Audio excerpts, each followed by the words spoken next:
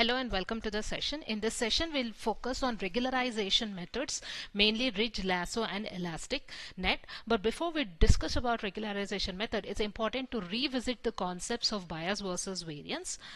So two issues that we need to be considered before discussing regularization method is one is bias and the other one is variance. So bias is basically a difference between the predicted value and the correct value. So if you see in this figure here, the blue circles are nothing but the actual values, and what you see here is the model is the data predicted in this case is basically like a straight line, right? And you can see that it is not really fitting the actual data in the data set.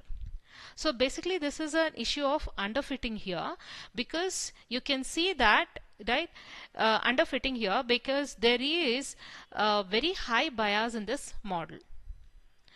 Let's see another figure. So variance, right? Basically variance is basically the variability of the model prediction for a given data.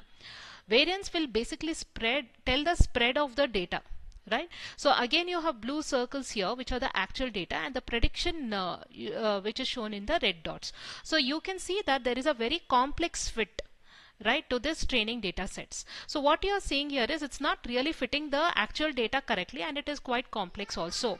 So this complex fit or this spread of the data is actually denoted by the variance, and we are seeing that the model is high on variance and therefore it is overfitting the data.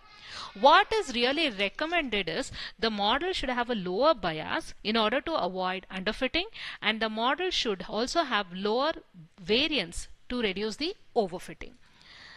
So let's understand the trade-off between bias and variance.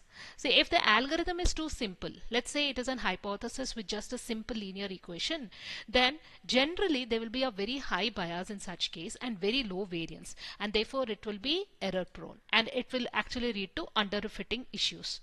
But when you have a complex algorithm, let's say a hypothesis with high degree equation, it will generally lead in overfitting, basically because there will be very high variance in the data which is fitted, as well as you will have a low bias.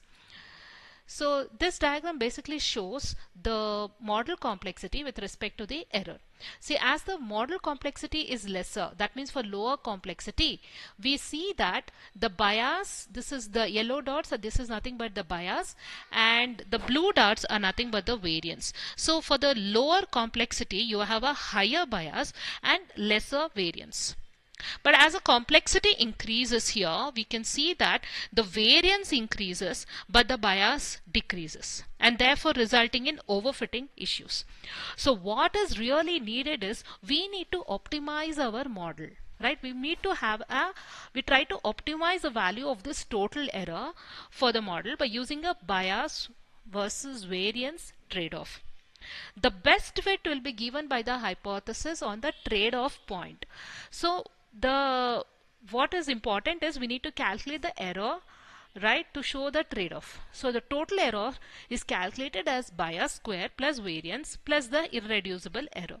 So basically this point is referred to as the best point chosen for the training of the algorithm, which gives low error in the training as well as it will give low error in the testing data, therefore giving a good balance or trade-off between underfitting and overfitting. So this is the point of best trade-off. Now we have discussed about overfitting issues when there is high complexity. We have discussed about underfitting issues when we have lower complexity. Just to quickly revise, underfitting happens for lower or the simple models where the bias is higher than the variance. And in overfitting, remember, in overfitting the variance is higher than the bias, and you have overfitting generally happens in highly complex models. Okay, now we have discussed about the underfitting and overfitting issues. Now how do you overcome this in your models? To overcome these issues, there are three methods called as Lasso, Ridge and ElasticNet, which are called as a regularization methods.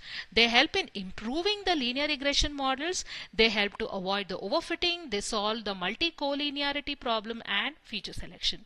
So basically these three methods help to enhance the models predictive accuracy and robustness. Let's discuss the first one, that is a ridge regression. Ridge regression, also called as L2 regression or L2 regularization. Now this is a technique which is used to address overfitting, where we add penalty to the model's complexity. Now ridge regression is also called as L2 regularization because here we are introducing a penalty term called as L2 penalty. L2 basically it's like the square, where it is a sum of the squares of the model's coefficients. Now look at this equation here. Right? So basically what you see in the first one is yi minus yi cap. So basically is the actual value minus the predicted value. Basically this is the sum of the squares, right? We have discussed about the different types of metrics for validating our regression models. So basically the first term here represents our mean square error. So for the mean square error we are having an extra term here. This is nothing but the L2 penalty. Right? It is lambda into summation of j is equal to 1 to n beta j square, where j ranges from 1 to n.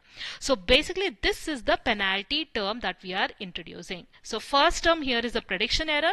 The second one penalizes for large coefficients. And how do you penalize for large coefficients? By controlling the value of this lambda. Okay, so that's why this is called as a penalty term, because this will discourage large coefficients.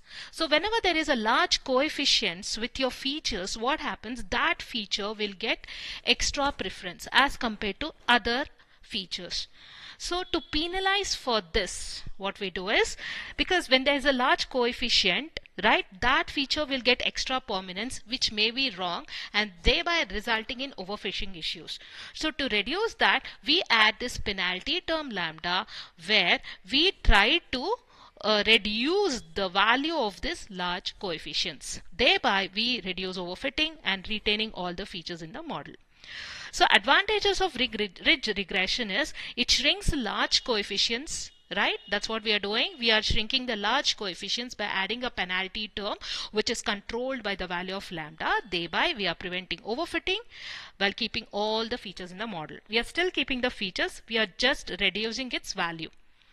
Now we are reducing the influence of less. What is the other advantages? We are reducing the influence of less important features, but we do not remove them. We make it ideal for the data sets with many correlated features where all are considered. So basically when the features are very correlated to each other, we can reduce the influence of less important features by this penalty term, but we don't remove them. So let's take a simple example to understand this. Suppose I want to predict the house prices using features like size of the house, location of the house, and number of the rooms. Now ridge regularization will reduce the influence of features that don't have much impact. Okay, suppose let's say the location is not very important for us, so it will reduce the influence of this feature, but still it will not remove it entirely. So how am I reducing the importance of this feature location? By reducing the value of its coefficient, by introducing my penalty term, that is this one. Right? So I will vary the value of lambda, thereby I will vary the importance of certain features, especially the ones which have large coefficients. So what you have to remember is ridge regularization keeps all the features of the data set, but makes sure that none of them will dominate too much in the model. Now coming to the second one, Lasso regression, also called as L1 regularization. Now this is also another way of addressing the overfitting, but here we add a penalty term which we call as L1 penalty. Now if you see this equation is very similar to the previous one, but what's the difference is, just note the difference here. You have a square for the beta term, but here in L1 you don't have a square for the beta term. Okay, so basically there is no square for the beta term here. So this term, the second term, is called as a penalty term, L1 penalty term. What does this do? It encourages the sparsity by shrinking some coefficients to 0. So what it is doing here is it is reducing some coefficients to 0, therefore removing less important features from the model. Okay, so this model is also very useful for feature selection, and it keeps only the most significant predictors. So the difference here is, in the previous one, in the ridge one, we are keeping all the features, we are just reducing the importance, but here we will almost make features which we don't require to almost zero. Okay, some features which we don't require, we make it almost zero. So basically it's doing the job of feature selection. So advantages of lasso regression is it reduces the overfitting just like the previous ridge regression, but here you're shrinking the coefficients to zero. Okay, thereby we are only selecting the important features. So please note the difference. Ridge will not reduce the coefficients to zero, it will just minimize its effect, but in lasso we are almost making the coefficients to zero. Therefore it's very good for feature selection, and it removes irrelevant features almost completely. So an example of the same example, if I want to predict the house prices based upon these features, right? Like I said, if location is not useful, I might as well set its coefficient to zero. So in lasso we make the coefficients as zero, which we don't do in ridge. Therefore removing this completely from the model. So I will remove location completely from my model. Okay, so what you have to remember is lasso not only prevents overfitting, but it also helps in selecting most relevant features, thereby simplifying the model. Now coming to the last one, elastic net regression. Now this is a combination of both lasso regularization and ridge regularization, L1 and L2, where it will add penalties to perform both. It will do both feature selection as well as it will manage collinearity. Feature selection as in lasso, that is L1, managing multi-collinearity as in L2, that is ridge. Therefore, it is providing a good balance between coefficient shrinkage and sparsity. So this is a formula. You just need to combine both. The first term is nothing but the prediction error. The second term is nothing but the L1 penalty from lasso ridge regularization. The third term is nothing but the L2 penalty from the ridge regularization.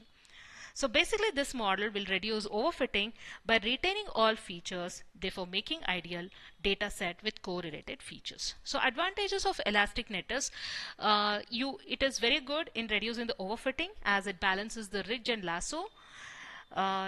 Because it's very useful especially when you have many correlated features. It also removes one feature randomly while keeping an other. It is very stable and very generalizable model as compared to just using lasso or ridge alone. So for the same example, where I want to predict the house prices using the size, location and number of rooms features, if suppose location and number of rooms are highly correlated features, then what does ElasticNet do is it will shrink both the coefficients rather than arbitrarily removing one. It will just not remove one like we did in the previous one. It will not just remove location just as it is, it will just shrink both the coefficients as lasso did with features.